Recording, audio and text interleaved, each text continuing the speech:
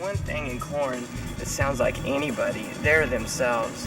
And it's because they come from beyond the wall and go inside behind it, which to me is a truest, purest form of artist. And it gives bands permission to, and all people permission to be themselves, and go that far inside and not be afraid of doing it. And to me, that's God.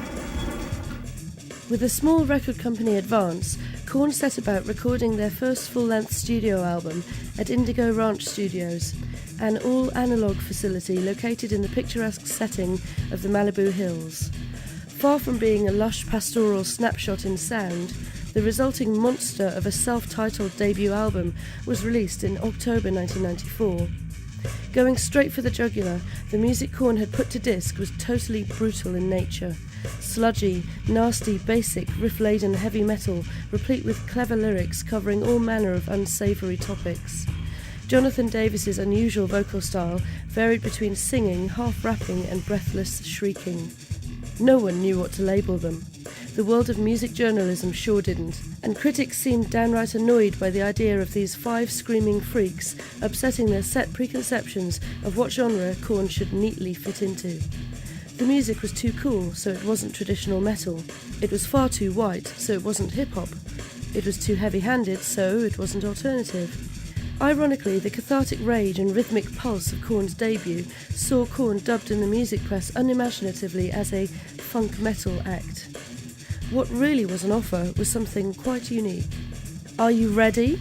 With that question, an inquiry that began as a growl and ended as a frenzied scream, singer Jonathan Davis provided a fitting beginning to the searing collection of relentless metalized thrash funk.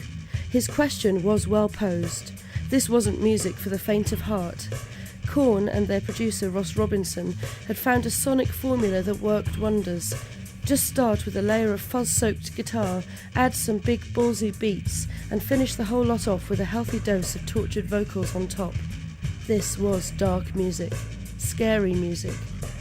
Ball tongue with its stop-start syncopation, tinny guitar whine, and stripped down to the bone verse structure was a perfect encapsulation of the Korn style.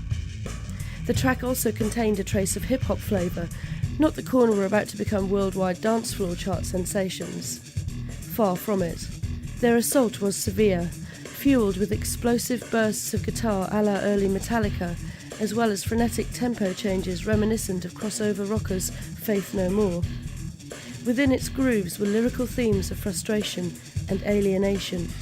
Through songs like Divine, where guitar and drums intertwined to form a sinewy, intricate rhythmic pulse, and Fake, in which Davis's voice alternated between a dreamy sing-song and a demonic roar, Korn amply displayed both their musicianship and their rage.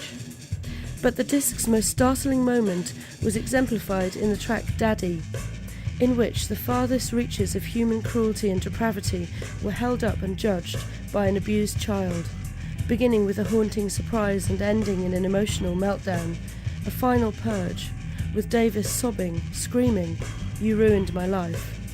When Daddy was recorded, the singer became so emotional when laying down his vocal part, he ended up walking out of the studio.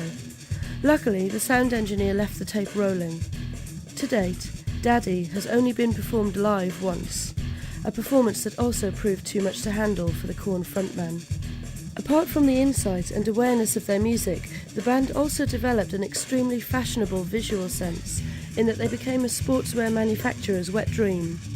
Decked out in flashy Adidas gear, here was a band who looked like they were so concerned about street cred they needed no encouragement to wear not just the trainers, but the entire athletic wardrobe. As the underground buzz on the band grew steadily, Korn began to build a large loyal fan base of alienated small-town teen fans. Although they were largely ignored by many music critics who wrote them off as weirdos, Korn were adored by skaters, punkers, and a great many disenchanted youths who could relate to the quintet's fierce, ferocious music and lyrics.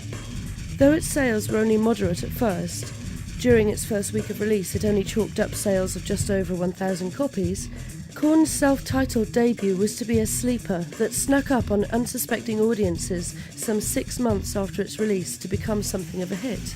Propelled largely by MTV's regular late-night airing of the descriptive video to Blind, the only song that received a modicum of media attention, and further bolstered by the quintet's relentless live touring schedule of 18 straight months out on the road, both in small clubs and in larger venues, that included stints alongside acts such as Ozzy Osbourne, House of Pain, Biohazard, KMFDM, Megadeth, Sick of It All, Danzig, Marilyn Manson and 311, by the end of 1995 the album had sold some 300,000 copies.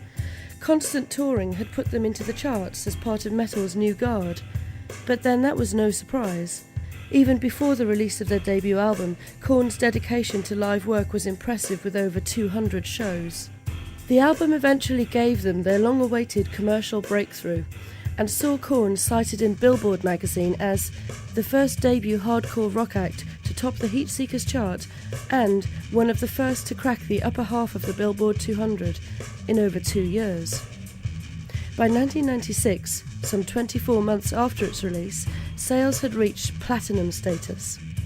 From here on in, the group's popularity was to spread around the globe like a virus. To date, sales of Korn's debut album have exceeded more than 1 million units.